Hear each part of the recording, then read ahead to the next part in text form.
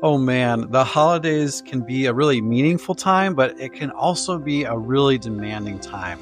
And I would say that this is especially true for pastors and ministry leaders who are trying to balance, extra services, parties, engagements. And then if you have a family, man, you've got all of the school stuff going on, all of the kids' concerts. I mean, there's just so much to juggle. So in this conversation, Johnny and I kind of just break down some of the real life pitfalls, some of the things we've learned, and just kind of have an open conversation about how we've experienced the holidays in our lives in ministry and some things we've learned along the way. So I hope it's a benefit to you. And I hope, if you are having a difficult time in this holiday season, I just want you to know you're not alone. You're definitely not alone. And we hear you and we know. And I hope this conversation at least maybe makes you laugh or makes you think about some new ways to celebrate, new ways to interact with the holiday season. So I hope you enjoy it. Thanks so much for listening. My man, Johnny Levy, back again. I've been wanting to have this conversation with someone, and I kept thinking of you, and so I'm glad it finally worked out. And today, as we were kind of discussing already, but we're just going to kind of have an open forum discussion about the holidays, preaching, showing up, the struggles, there's struggles, there's solutions, and there's ways to think about having healthy rhythms. So I'm excited to talk to you about it. Dude, I'm so pumped to be here, man. It's always a good time. Always a good time. Can we begin? Maybe can you tell me what are a couple of your highs for the holidays? Like things that you always really look forward to. Oh, that's such a good question, bro. What do I look forward to? Gosh, I used to hate the fall season because it just meant summer was going away. In Colorado, we've got 4 distinct seasons, and then winters are cold, man. And so, but the summers are so nice. Like the summers are beautiful. There's not any place I'd rather do summer than in Colorado. I mean, well, okay, like the beach. Yeah, take me to the beach. But like stand. I just love it. And so I decided probably 4 years ago, 5 years ago, I was like, I'm going to stop hating the fall because I just make myself depressed. And so, so I started to look for things to enjoy. And so I love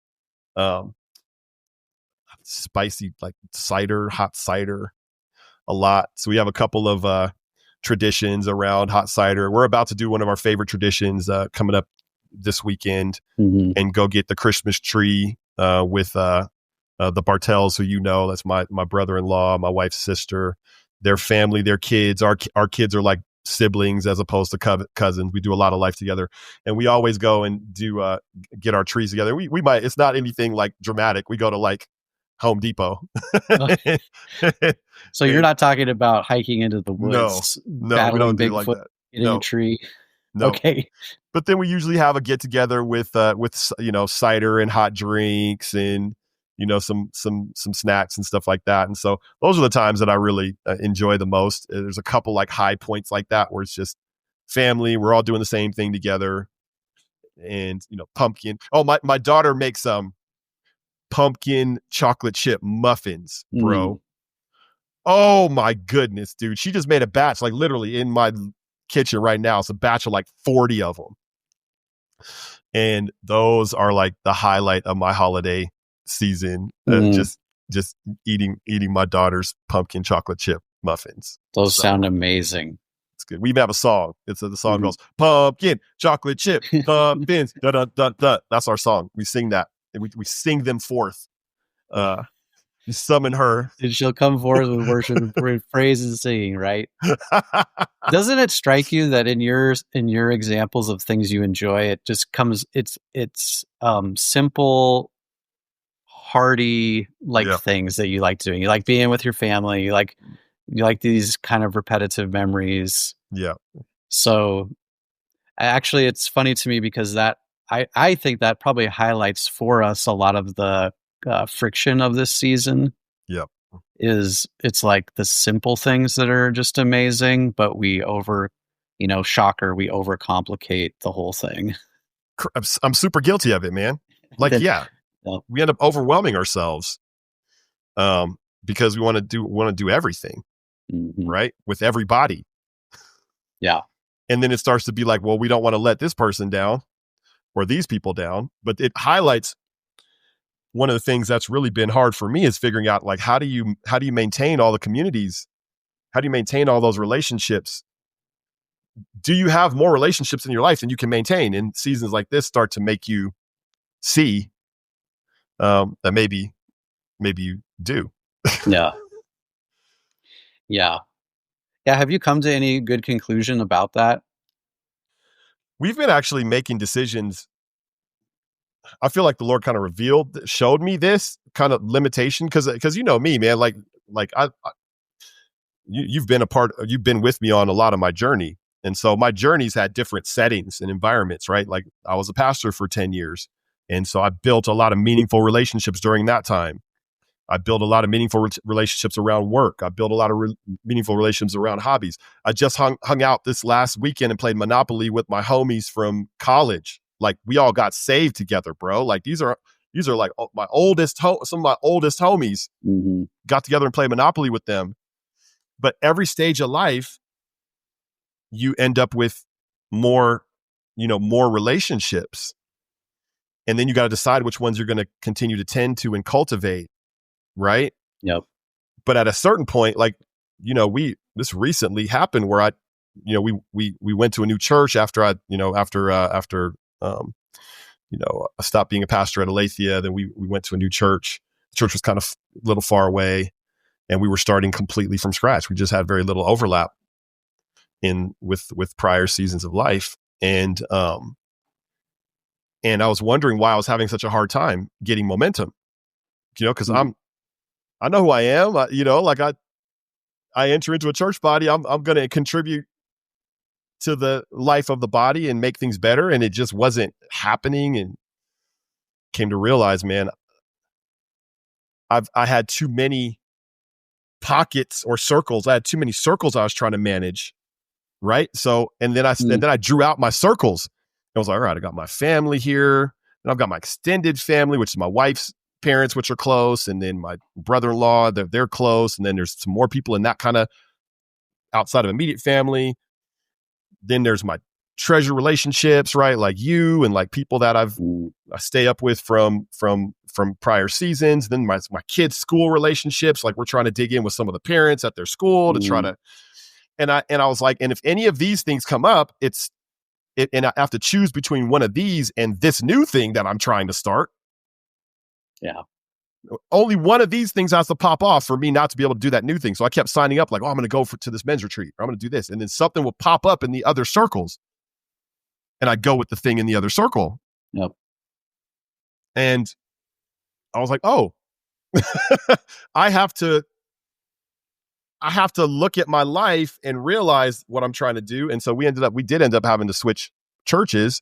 I mean, through prayerful conversation with my wife, and ended up at a church that's closer to my house that has more people from those circles already in that church, which means now it's an extension of these relationships as opposed to something I was trying to tack on top of it.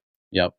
But I think decisions like that have to be made in the world that we live in right now. And again, like the pastor that we're speaking to, right? Like who has more people, more relationships to manage than the pastor? Yeah. Like that's your job, is relationships and pouring into people and cultivating people. So it becomes difficult when you've got to come to terms with the fact that you're a finite person and you actually have a limit in terms of the number of relationships that you can actually meaningfully tend to and your family. Yeah. If we're going to talk about, some solutions to some of these things, like a practical solution, the practice that you did, so you drew out, I kind of want to talk about this for a second to think through like how this could be replicated for someone. So Yeah. you drew circles, and you drew circles based upon the different communities, and then you tried to group those circles into like how maybe urgent or close they were, and then they kind of like the circles moved further out into the perimeter of. Okay, so then that helped you to really identify like, okay, these 5 circles, these are the ones. These are the ones I'm going to respond to. with urgency. And then, okay. Yep. Well, that would be a helpful practice, I would think, for people. Yeah, it's very clarifying, and it helped me explain, right? Because then I had good conversations with the leadership at the church where I'd been, and I got to leave in peace and with the blessing. But part of it was being able to explain, what was going on in my thinking, and so the circles actually helped me. Like they literally helped me say, all right, this is why things are going the way that they're going, which was unexpected to me. Mm-hmm. So yeah, it is helpful for your own and for getting on the same page with your spouse and all that stuff. It was helpful for me. Yeah. Because would you think, or did you experience that your spouse did she have different circles than you did, or were a lot of them overlapping? They were pretty much overlapping. Yeah.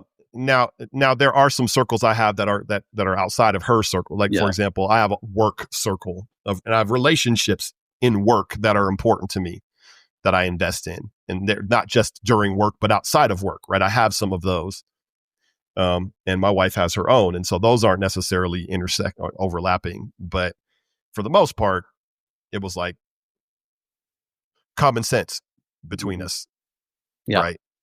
Yeah. I would think that would happen too. I mean, that's not like groundbreaking news. I was just wondering because because then there are some spaces that you want to tend that are outside of some of these things, friendships or, randomly, what if you have your go to the movies friends or something, right? Like, I don't know. But that's a good way to think about like how complicated this can all be, because we do tend to overcomplicate, this season. And it's like, why do we do that? And why?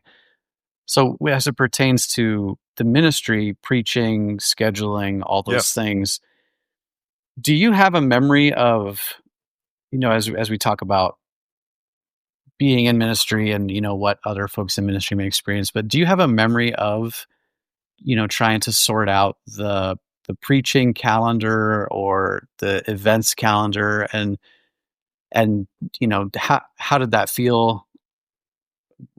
What were the struggles therein? And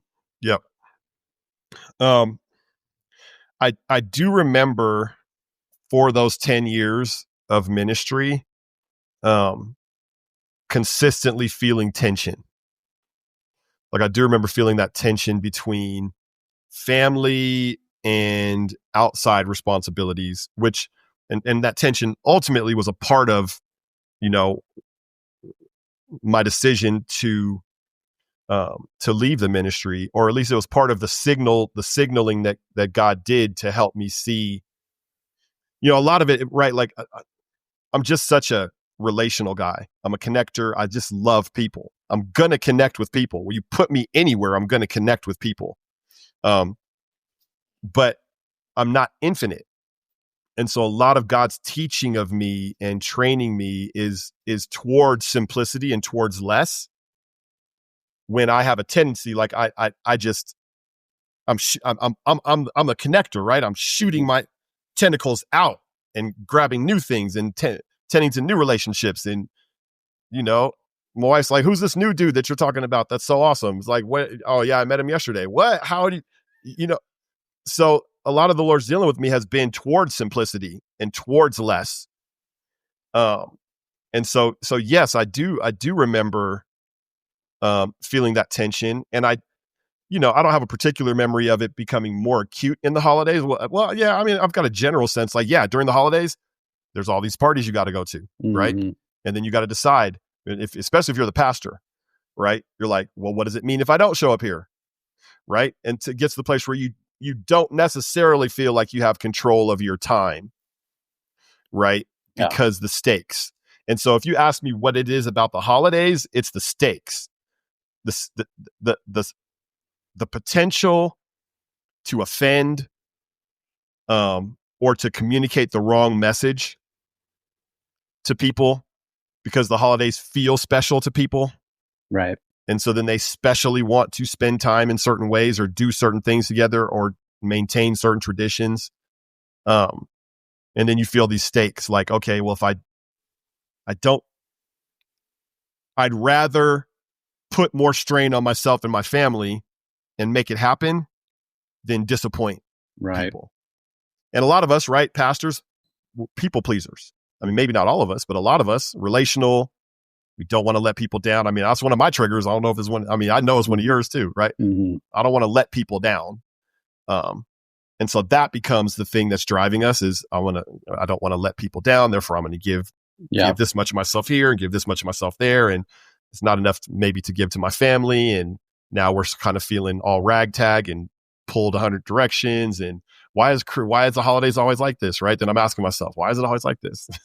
Yeah. Yeah. So how do we do it different? How do we change? How do we, shake things up a bit? But was that your experience? Was that your experience too? Yeah, I think, I have a specific memory of something you described, which is like getting an invitation to all, Christmas open houses, this event, that event, a Christmas party here, something, a kids event over here, a school event over here. And at some point you just look at the calendar and you just go like, man, there's not enough days in this week. And I will also say, I think that when you look at the calendar, it's something interesting, because if you just basically take the weekend after Thanksgiving, so like this weekend that we just had. So Thanksgiving, there's kind of a big push up to Thanksgiving, and it's a good one. You're buying food, preparing food, getting family together. It's great. Get a little time off school and work, etc. But then as soon as that's over, then you have, what would be in theory about 1 month up to Christmas, let's say. Yeah. I'm not even counting New Year's, because to me, it's like you have Christmas and then you recover for a couple days and you have a New Year's gig. Like, it's not quite as hectic, but it's not the same at all. Yeah. But there's 1 month from that moment to the Christmas holiday. And it just feels like that 1 month goes by in about, 3 days. Yeah. It's just so fast. So then I think the tension, like you're describing, this tension is this constant tension of, well, how do I slow down? How do I get present? How do I enjoy and magnify this season, which is supposed to be amazing, right? This recurring journey back to the manger that we take, this pilgrimage. Yeah. This pilgrimage back to the manger should be, an annual pilgrimage that we are just so overjoyed to make. Yeah. And I'm not trying to tell people how they should feel about these things, but I think as believers, this is a pivotal, amazing moment when God broke into humanity. Right. So a joyous occasion, and yet so often we end up limping over the Christmas finish line, if I could say it that way. Yes. And completely crash after the Christmas Eve service is done. So I do have that memory, and I have this memory of kind of Christmas Day being like shell-shocked kind of. Yeah. So you're kind of there trying to enjoy the day and relax and have a good time, but you're just kind of like disoriented. Yeah. It's just like, what the heck just happened? Yeah. So, and that's coming from different denominations that, we didn't really do anything on Christmas Day, because we all kind of agreed, like, let's not do that. Yeah. But there's a lot of denominations that do. Yeah. So that would be my experience. And so I think my heart, and even what I'm kind of concerned about or driving at, is, wanting to have with you, like we are today, but just an open conversation about what are some of the realities of the season for people in ministry, and, what were our memories of it, and maybe what are a few solutions we can think of that could be helpful. Yeah, man. I like what you already brought up, identifying the different categories of people in your life, and then identifying which ones will be getting time and which ones won't. And that, again, like you said, that can be hard. Oh yeah. One thought I had when you were uncomfortable decisions. Yeah. One thought that struck me when you were talking was, it's not only about being a people pleaser, it's also, like you said, which I'd agree with, I just really like people. So if you tell me that there's a Christmas party, I'm going to be like, yeah, I'm going to that. Because I want to be around other people. Yeah.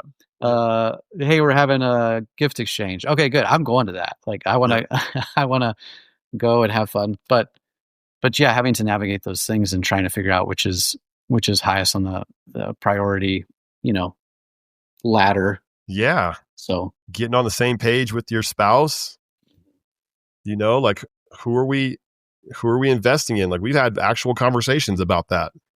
Like who are the top people that our family is trying to do life with and invest in? Like what like are we on the same page with that? Where we want to, yeah, not to say all our energy can only go there, but to say, hey, where's the prioritization of our energy going to go? Right. Um, Super important. yeah. Do you guys have this is very practical. Do you guys have speaking of margin and different things, but holidays or not, do you have a few open nights in the calendar where those are like open opportunities to spend with other people or have dinner with other people, or do you try to keep something like that open? We do. We've got the Saturday night, especially during the fall. We've got the Saturday night slot, which is our fire night slot, and so that's when we can invite certain families over to get to know them more, and a lot of it. And so we did that a couple times where we brought people over specifically around my kids, because we're trying to we want to know the parents of the kids that our kids are spending time with, right? And so we basically surveyed our kids, who do you spend time with the most, and then invited all those parents to a fire night. It's just happened, gosh, man, 3 or 4 weeks ago, something like that. It Um, sounds amazing.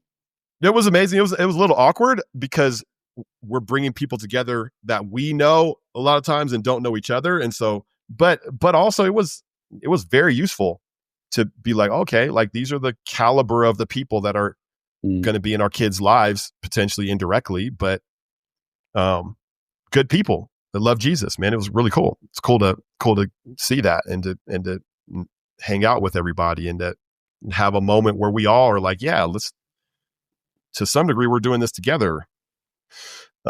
So yeah, we do have that. So that's the big thing and we'll probably continue to do that. It might look a little different in the winter. Although, to right. be honest, bro, I'd love to create a roaring fire in the winter and just have everybody bundle up and hang out around the fire. But I think I might be like alone Yeah.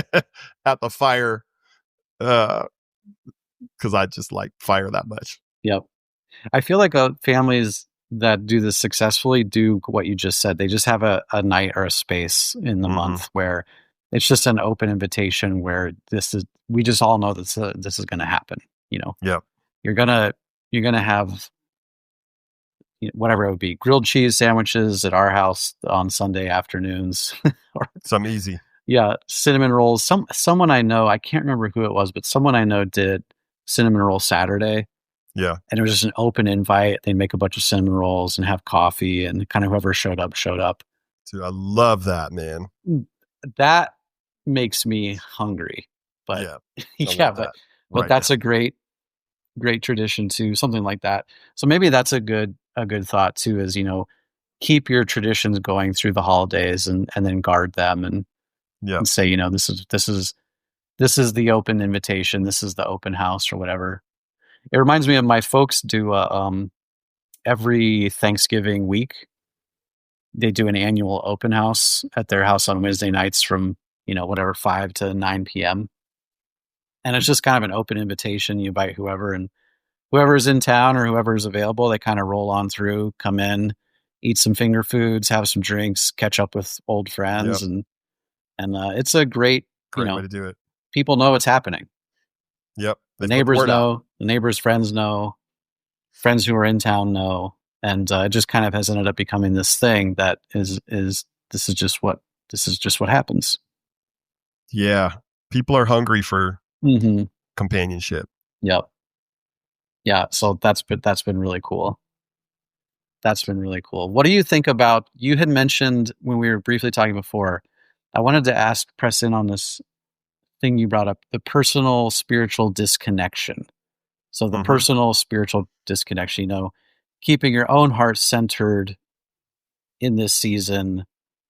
Yeah. And maybe even losing the wonder of the season because, you're just working right through it. And this becomes acutely problematic for someone in ministry because they're, again, like we said, you're trying to enjoy the season, you're trying to be present, but then you're also, you've got to create sermons, you've got to get content out, you've got services to plan and lunches to do, all the things. So, man, yeah, how do you what does it take to manage this disconnect?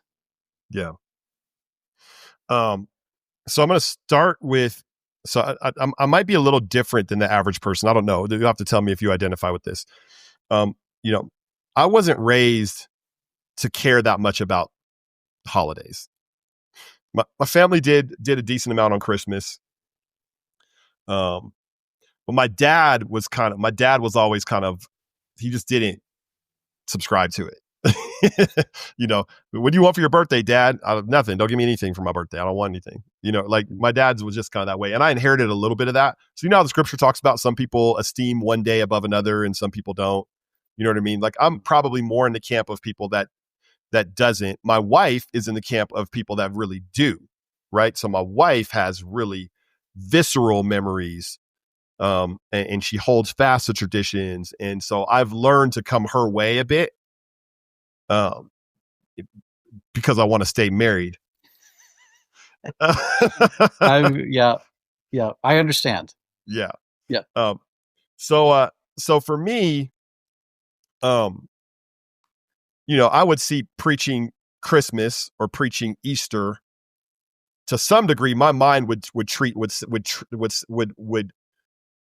resist the urge to make it something special, because I'd be like, okay, the mission is the same today as it is every single time I go to that pulpit, right? The mission is find God, whatever passage, we did, passage by passage, right? What do you call that? I forget. There's a name for it. Is it exegetical? Yeah. Or verse by verse? Yeah. Yeah. We would do verse by verse. And so I'd have a set of verses that were mine. And so I'm going to meditate on those verses and pray over those verses and live those verses and let God create a message inside of me in accordance with those verses. And I'm going to go give that gift to the body. Now, I will say, I see a lot of value in letting the season draw you into awe and special reverence. I see a lot of value in it. I have a harder time getting myself to that place. Like that's, because whatever the most you can get of Jesus, I want to be getting the most of him all the time. Like, you know what I'm saying? I don't want to, right? And I get that probably that might not make sense there. There might be a few people out there that are like, yeah, that's how I feel. But there are probably a lot of people that are like, this dude's crazy. And I, it's fair because I kind of am. So, but for me, the bottom line is whatever I'm preaching, the question is, how do I connect with that? How do I connect with God on that topic? And everything else has always tended to work itself out from there, from that simplicity. So if there's anything, if this was to resolve into a soundbite or a piece of advice, it really is always that trend towards simplicity and that trend towards what is the main thing, right? Well, the main thing on Christmas is really the main thing it's the same main thing that was the Sunday before. And it's the same Monday, right? It's the same main thing that's in July. It's like, how can I draw the people into intimate, invite the people? How can I, through my own transformation, my own time with Jesus, invite other people into a greater experience with Jesus, in his person, into transformation. And that transformation is the empowering of every other good thing that we do in our life. Every other good Christian work of obedience or excellence comes from intimacy and transformation. So it's a good question for me to ask this season. How do I connect with the manger in this season? Like, what does that look like for me? What makes me feel the awe of Jesus Christ breaking through into earth as a human being? What would it look like for me? I don't know what it would look like for me, because looking at a manger scene doesn't do it for me. Whatever those little whatever. Yeah, like behind you, that does nothing for me, bro. Take it down. No, I'm sorry, but that's not really, Christmas lights. I could kind of take or leave them. That's different for other people. Pumpkin chocolate chip muffins, well, that might do it. But it's worth. It's even as I'm talking to you, I just wonder. I wonder what that is for me, and maybe, I mean, what is it for you? Is there? Do you feel the same way as me, or are you built different? I think probably similarly in a lot of ways, like you said, like as far as preaching goes, you know, we got to be careful about elevating this, that, or the other thing above what the main thing is, which is Christ. Yeah.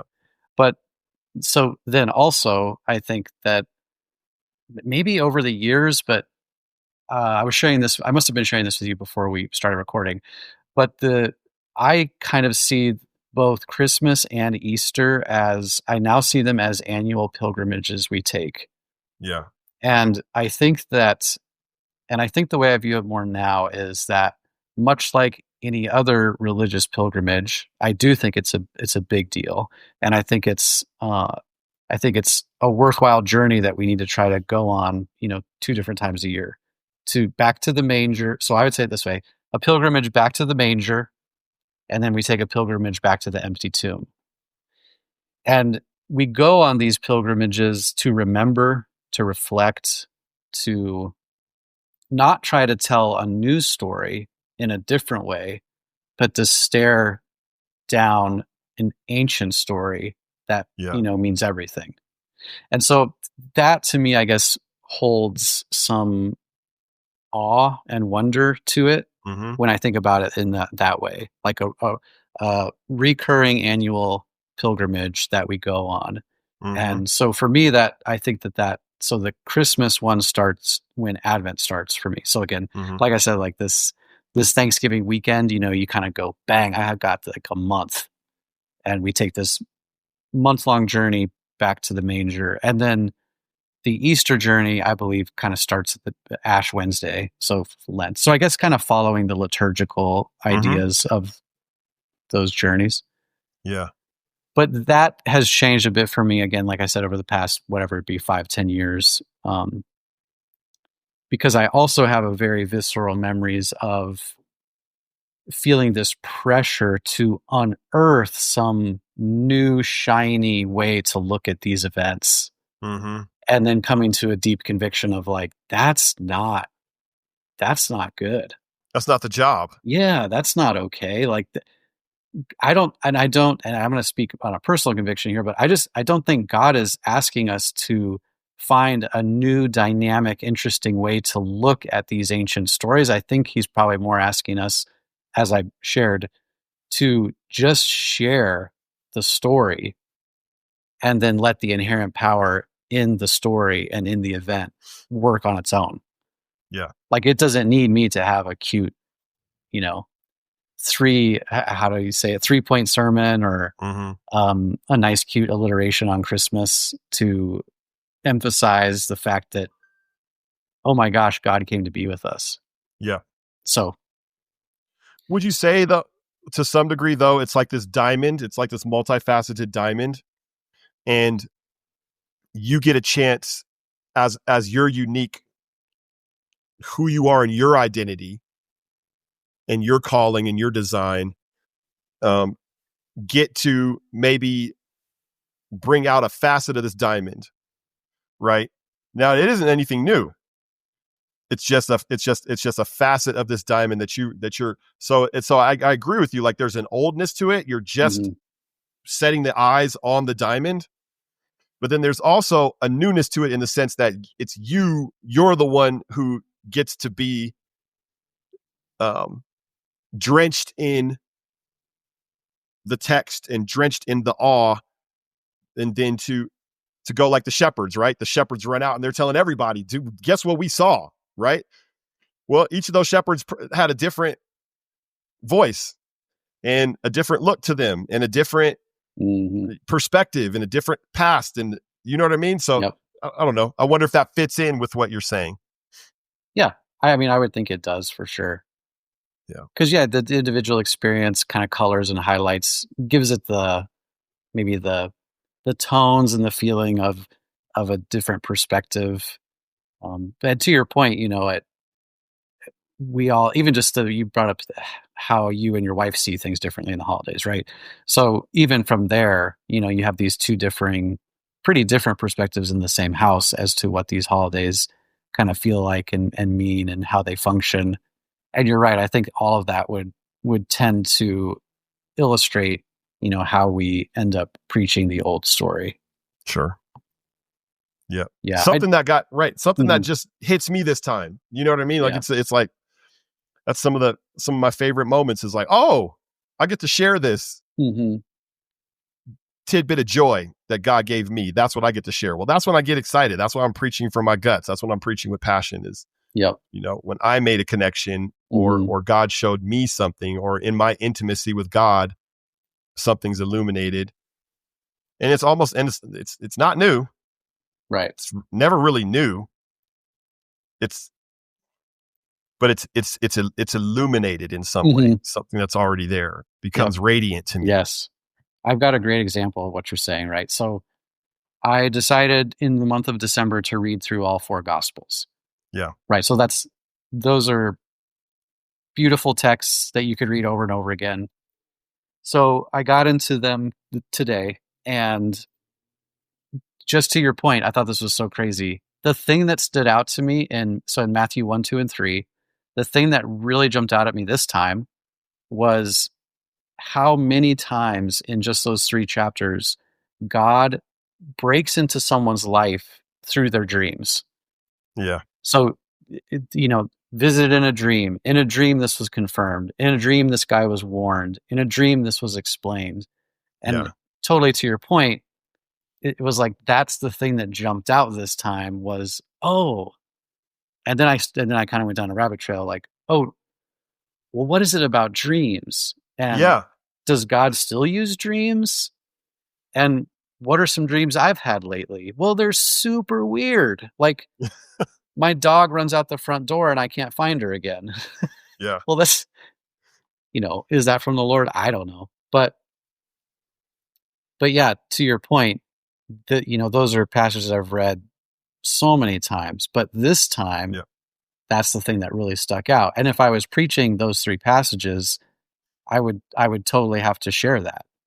Hey, here's what's kind of tripping me up. And have you guys ever thought about this? And do you dream? Have you ever had a dream that you would say even maybe it was spiritual, maybe it was divine? And what did you do about it? Yep. Right. Now I get to engage with that. Yeah. Yes, you get to engage. And maybe, again, I'm just shooting from the hip, but maybe so much of this is less about having the answer to the thing, and it's more about just sharing, fellowshipping with each other. And maybe that's the part that when you're in the role of the pastor, you constantly feel like you have to have the answers to all these things. Yes. And you feel like you can't just share in the journey with your congregation. Yep. Maybe that's a problem. Maybe that's the problem, or a problem. Well, it's a big problem, right? Like letting other people put you on a pedestal, and you can tell. Well, how can I tell? How can I tell if that's the dynamic that's going on with me? Well, I'm feeling imposter syndrome, right? I'm feeling fear and anxiety. I'm, overstudying because it's like, I've got to produce this very eloquent, logically perfect treatise for people,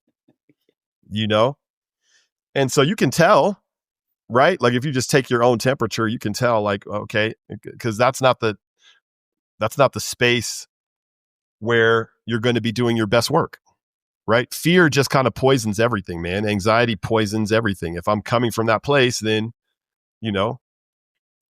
I really believe this is true. Like, you give the gift that's been given to you, right?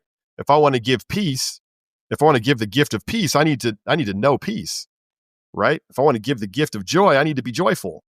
Yep. Step one is, okay, if I'm not joyful, okay, well then I got to go deal with that first. It's not all the scriptures in the world and all the Bible training are going to fix that for me. I've got to go find Jesus and find joy. That's the first step. From there, then once I do that, because that's God's inviting me there. If I'm seeing that I'm in a bad place, it's not a place of condemnation. If I'm seeing like, oh yeah, I'm anxious and I'm fearful and I'm full of angst and I'm upset and I'm feeling pressure, that's my invitation, especially as the pastor, right? Because what am I even doing? Yeah. I'm trying to teach people, how to live a life of intimacy with God. It's not optional for me to be living that life myself. Yes. Right. So then it's an invitation. Like, my fear is the invitation. It happens to me all the time.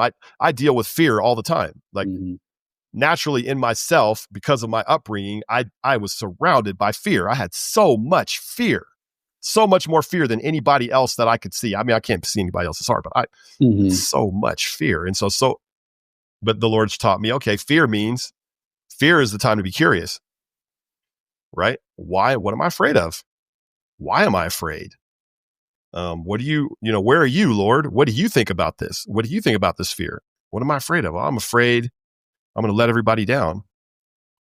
Well, what does it mean if you let everybody down? Well, if I let everybody down, it means I'm a failure and a fraud and an imposter, and they're going to find out. Are you a fraud? Are you a failure? Are you an imposter? Let's go ask Jesus about that. What does Jesus say? Jesus like, no, I never told you that. That wasn't me. Right? So it is so much like being willing to take that journey, I think. Yeah. And then you get to find that peace that surpasses understanding. And now I can go give that peace that surpasses understanding to other people because God's given it to me. And I think that's what it means to be a pastor in a lot of ways. Yep. That's so good. If you took a pastoral job next year, can you think of like what would be a way that you would do the holidays differently, even based upon what we were just talking about? I mean, I'd probably want to take the advice that I'm giving, which is the advice I'm already like regardless of if I get that position or not, this is something I am already trying to do. Yes. Which is simplify, right? I'm trying to learn how to simplify the season. And this is a broader, this is even beyond the holidays, right? But it becomes also very important during the holidays because holidays are this heightened period of stress so often in our calendar. And even what I talked about earlier on, looking at the circles, the concentric circles, all of that is just how do we simplify and make sure that we're allocating our energies and our efforts to the things that are most important and the things that we've already identified as priorities instead of just kind of leaking effort everywhere, spilling effort everywhere. Yeah. I think in the culture we live in, and like John Mark Comer does a lot, with the ruthless elimination of hurry. You remember that, that book? I think he sets a lot of the groundwork for why that's so important in our culture, because our culture is so far on the other end of the spectrum towards just overwhelming us with responsibilities and to-dos and stressors and distractions constantly. Yep. That the skill to be developed to cultivate the reflective life is the ability to slow down and simplify. So Amen. I think that's lifelong for me and effort. And I think we had some successes this year. Certainly, did we fix the problem? No. I still have plenty of moments where my life overwhelms me. Right. And where I have a sense in my soul that I'm doing too much. It still happens to me. But I can also point to some tangible steps that we took that worked this year to bring that down 10% or bring that down 15%. Right. And so yeah, dude, if I'm a preacher, I'm continuing that trajectory. I'm trying to simplify the season. Um, I'm certainly trying to pay attention to my own spirit, which I always have to do when if I'm writing the sermon, I have to. That's just a part of my process. If I'm working on a sermon, then that's step one is get quiet with Jesus Yeah. and let him tell me what's going on. And we can't really proceed until that happens. Like I'm not going to go to step two and be like, well, what does this word mean in the Greek? It's like, Yeah. no, bro, you're anxious and you're stressed and you're not at peace. So let's Yeah. go there first, and then everything else comes after that. That's so good. That's good advice. I think that so simplification, slowing down. I mean, again, we talk about this stuff so much. I mean, this is like a breakout topic at every conference you're ever going to go to. How to avoid burnout, how to slow down, and Do less stuff. yeah. And then it actually reminds me of like when you clean up a room, for instance, you clean up a room and then a month later you walk back into the room and it's filled up with stuff again. And you're like, what? Yep. How did this happen? This was just cleaned. Just clean the table off. Yeah. Totally. But that same principle happens. So I love what you're saying. And it's true that we got to keep fighting to this end of simplification, of slowing down. Mm-hmm. So it was actually funny. We were talking at lunch yesterday about how did we ask the question? But the question was something like, we were talking about Advent and we were talking about how Jesus came humbly in the midst of the Roman Empire. Mm-hmm. And so we were kind of reflecting on how in where we currently live, I'm going to call it the empire. In our current empire, what are some characteristics of the empire we live in? And actually, it's funny to hear you talk because I said speed. Yep. I think a very foundational function of our empire is speed.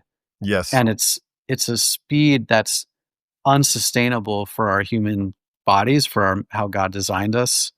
It's detrimental. It's painful. It's not working. Yeah. So in my own life, I'm also trying to consider, especially again this month, as I go back on this pilgrimage, how is the speed of the empire affecting my life? Wow. And what can I do about it? What can I do about it? So my family's getting annoyed at me because I keep telling everybody, you're going to laugh at this mantra, but a mantra that's been helping me is watch a movie, read a book, long live, long form. That's been helping me. So if they're like, what do you want to do today? I'm like, watch a movie, read a book, long live, long form. Yeah. And Your kids are like, that seems to be crazy helpful. dad. Yeah. You're crazy. Yeah. They're like, Dad, because they're looking at TikTok, right? yeah. Yeah. Yeah. So again, the speed of the empire is something I'm really trying to consider this season. Yeah, I think that wording is really appropriate, man. Empire. Do you really want to submit yourself to the values of the empire? There's good things about the empire, but there's also a lot of bad, and there's a lot that's really incongruent with the life of Christ.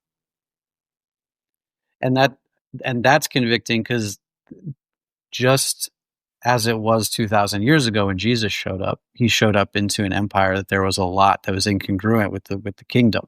Yeah. Which is why he brought and shared a new kingdom. Yeah. The kingdom of heaven is here, guys. And so, it's trying to think through that. So a couple other things I wanted to talk through as we kind of press in on the hour mark here. But what do you think, and maybe we could end with this as kind of a parting thoughts, but two things. What do you think it means to celebrate wins? Like in this season, in the ministry, during the holidays, what does it look like to celebrate wins? And then the second thought is, what do you think about the idea of embracing the good enough? Yeah. So so let's talk the Yeah. practice of celebrating wins. Yeah, that's good, man. So it reminds me of a book by Dan Sullivan called The Gap and the Gain. Have you heard of that book? Very interesting book, secular book. And he talks about what he found in high performing entrepreneurs actually is that they have a tendency to see the gap and not the gain. And by the gap, he would say they look at the horizon and they can see how far they are from the goal. But they cannot look behind them and see how far they've come from where they were. That's the right. So, and so there's this whole book. It's basically helping entrepreneurs specifically cultivate a mindset in which they honor the gain, and don't only look at the gap, because the gap is deceiving. Because you look at that, there will always be a gap. You look at that point in the horizon, and then once you get there, you're looking at the next point. And so you can actually be completely consumed by the gap, and the gap being what you lack, where you haven't gotten to yet, what you don't have yet. And then once you get it, you can actually spend zero time. Many people do spend zero time celebrating the win.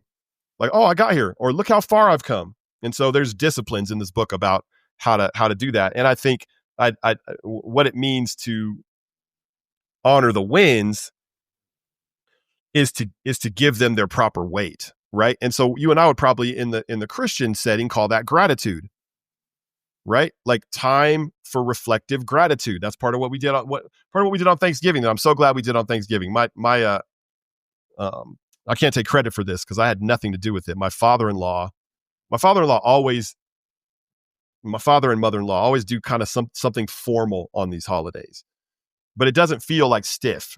They're always thinking about, how do we get the family to really gain the spirit of the holiday? And so they told us all what we got there. And before that, they said, a couple hours when we have the Thanksgiving meal, we're going to ask you to share 2 things that you're grateful for. And we want you to really think about this and really not just rattle them off, but really think about 2 things that you're thankful for.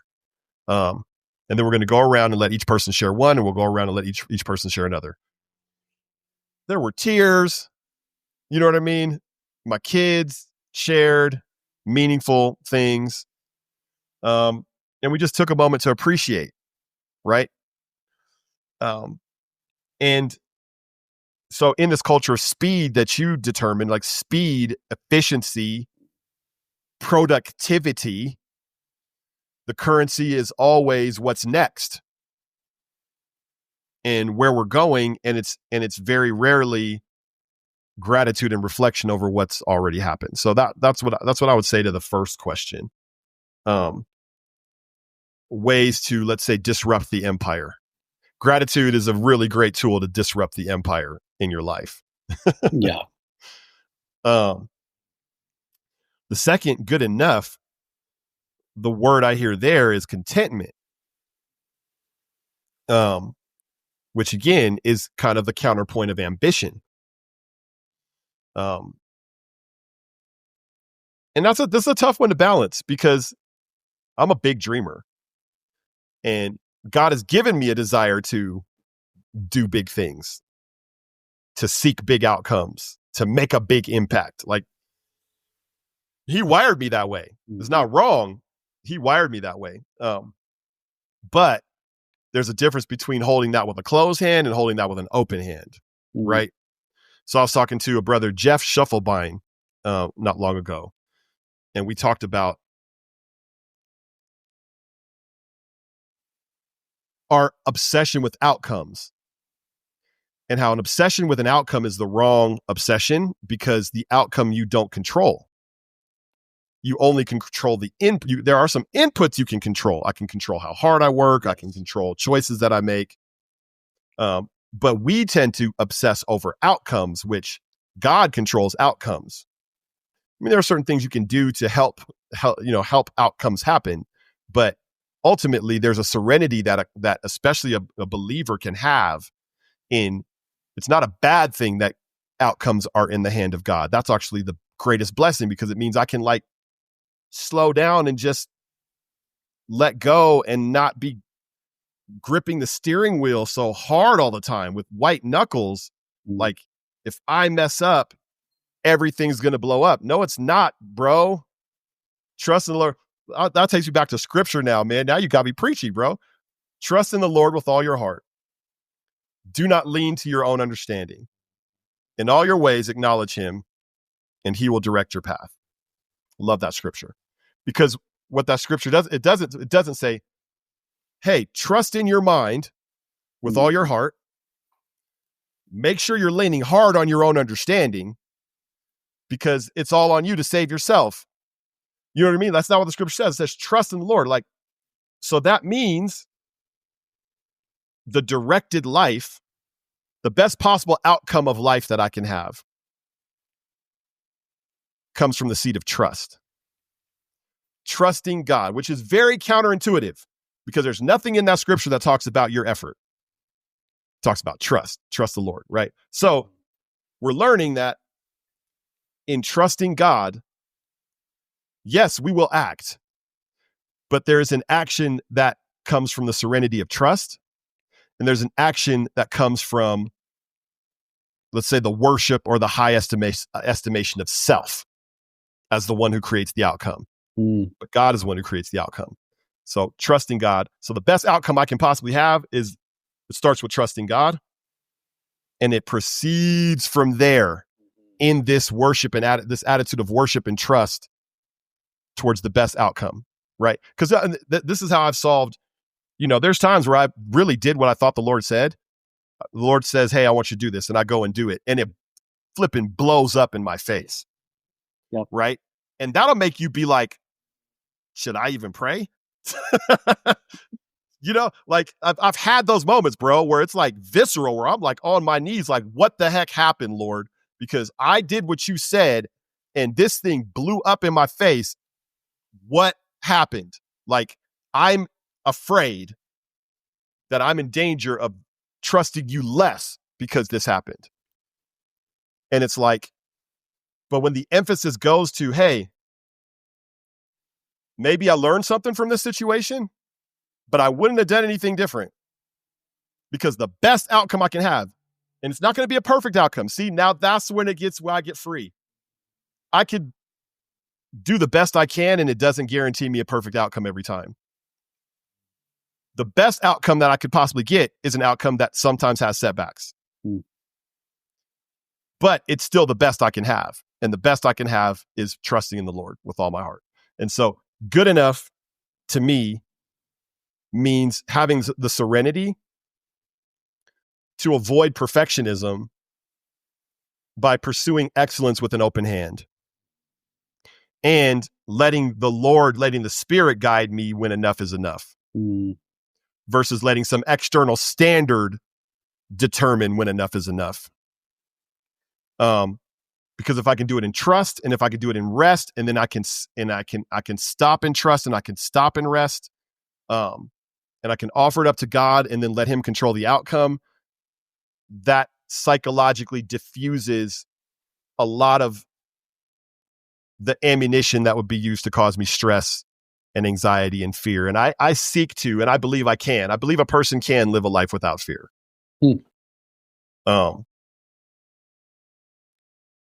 Or at least a life in relationship to fear, in which fear is just a feeling, but no longer has a grip on the will. I got real deep there. So I don't know. I actually think the depth I think it's going to end up being really helpful. Yeah. So, because these are, how would I say it?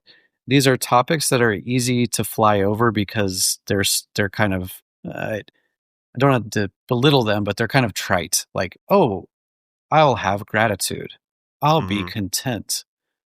And those are unbelievable antidotes to some of the things we're talking about. But I think the depth that you're offering is, some of the why behind these things are so powerful. Yeah. Which I think is going to actually be really helpful.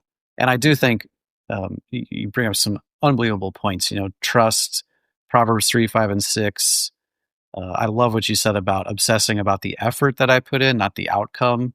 That helps free me up a ton to focus on, like I said, this is good. This is good enough. My effort was strong, and I'm just going to trust it from here. Yeah. And that would be a good word for, if we take it all the way back full circle, that's a really good word for what does it look like to preach around the holidays? Yes, it is. That's a really good word for it. And I love what you said about one thing we can tend to do is if we feel like we're not achieving whatever like moving goalposts we've constructed, then we can keep studying, keep working, if I could just find the right Greek word, then this sermon would finally make sense. Like that is just not, that is what do they say? A fool's errand. Like, yeah, it's diminishing returns. Yeah. Good luck. When you could have just stopped and you could have said, my effort has been great. I've put in the effort. Now I'm going to trust the outcome. Yes. And if I'm going to spend any more time on this, it's going to be in prayer. Yes. I'm going to ask God to use what he's done through me. I'm going to ask God to bless these words, anoint this time. And if he shows up, then a miracle can happen. Oh man, that's right on, right? dude. But if I show up and preach this sermon, then the best this congregation is going to get is my finite human thoughts on this stuff. Yeah. So that's where I think, like we're talking about, that's where I think the good enough is going to be a powerful antidote to some of these things. I agree, man. So, well, cool. I'm glad we figured all this out. Beautifully said. I hope it's a blessing and a benefit to people to hear that, man, because it's good. Yep. Well, I appreciate you a ton. We've shared a lot of holidays together. We've shared some Christmas parties together that still rank in my top, some of my top party memories. They're just so fun. We party hard, man. Just so fun. And I appreciate you a ton. Thanks for making time to do this and to talk this through. I know that, again, time is a valuable commodity in these holiday weeks, but I appreciate it very much. And I do hope this is a blessing for folks listening. And I hope that if someone has an idea or a thought or a question, that they would feel free to email or reach out to you or I through our channels. So the invitation's open. Invitation open, man. Thanks a lot for having me. All right. Happy holidays. Thanks for listening. If you've enjoyed this episode, don't forget to subscribe, leave a review, and share it with another pastor or ministry leader who you think might benefit from this conversation. And if you're looking for more tools and resources to help you preach and lead with confidence, be sure to check out sermoncentral.com/podcast. Sermon Central is the largest online resource hub for pastors and ministry leaders. From illustrations to outlines to media, you'll find everything you need to preach and lead effectively. So check out sermoncentral.com/podcast, where you'll even find a special podcast listener discount on our membership pricing. Check it out and stay tuned for our next episode.